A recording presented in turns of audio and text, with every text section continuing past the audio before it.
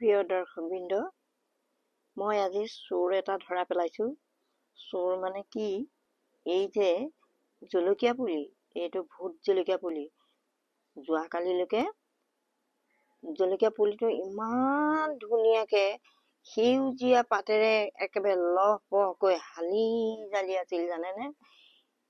ৰাতিপুৱাই দেখিলোঁ নহয়, পুলিটো একেবাৰে পাতবিলাক মুজুৰা পৰি আছে।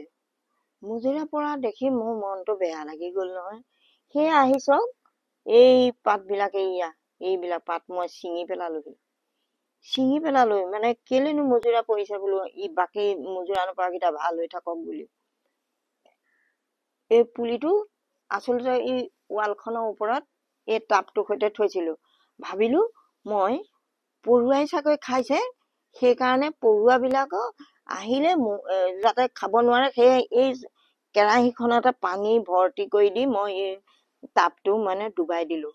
দি পেলাই মই পাতবোৰ ছিঙিলোঁ।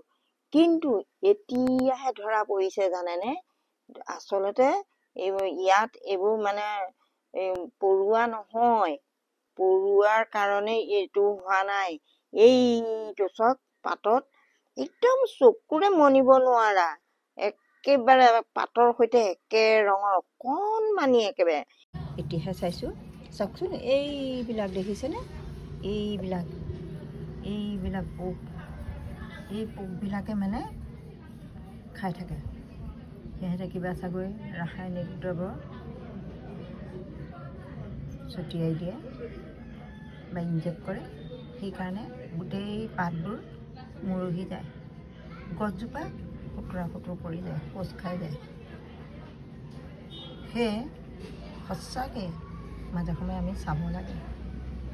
এতিয়া বুজি পাইছোঁ আৰু জলকীয়াবোৰ কিয় ইমান সোনকালে মৰি যায় বা আমি উঠাব নোৱাৰোঁ।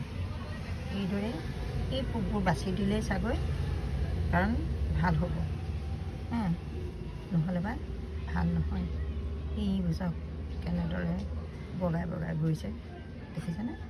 এইবোৰ মাৰি পেলাব লাগে বা এইবোৰ আঁতৰাই দিব লাগে, তেতিয়াহে জলকীয়া পুলি লহপহকৈ বাঢ়িব আৰু জলকীয়া লমাই লাগিব। আহিছোঁ, ধন্যবাদ।